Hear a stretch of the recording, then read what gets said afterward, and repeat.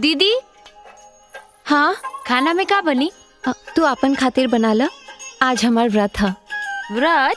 हाँ आज करवा चौथ है। ता हमहू भूखब। तू हो भूखबू? अरे इस सुहागिन खातिर होला। शादी न भइल तका अपन प्यार खातिर भूखब। प्यार? अच्छा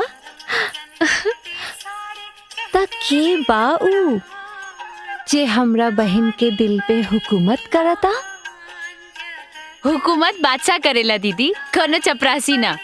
समय आइला पे वो बादशाह के नाम बता दे, ठीक बा?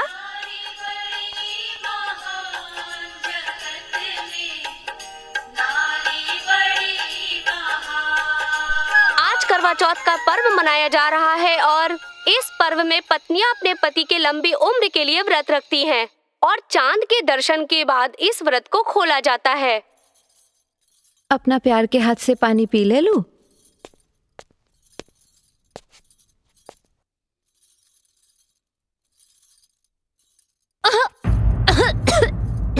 अरे हाँ इला।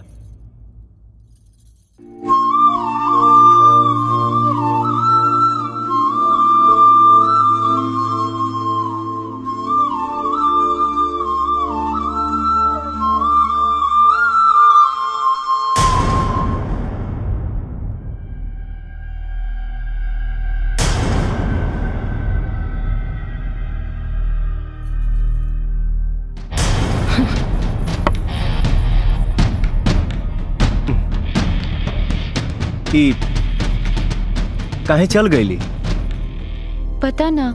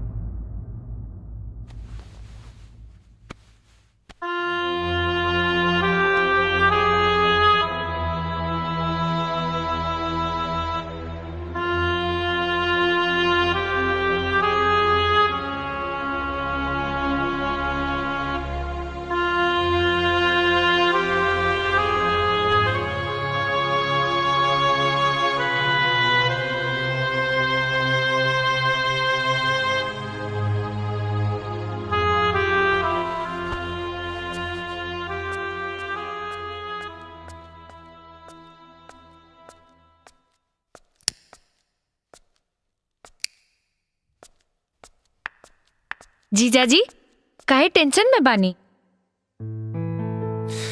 का बताई,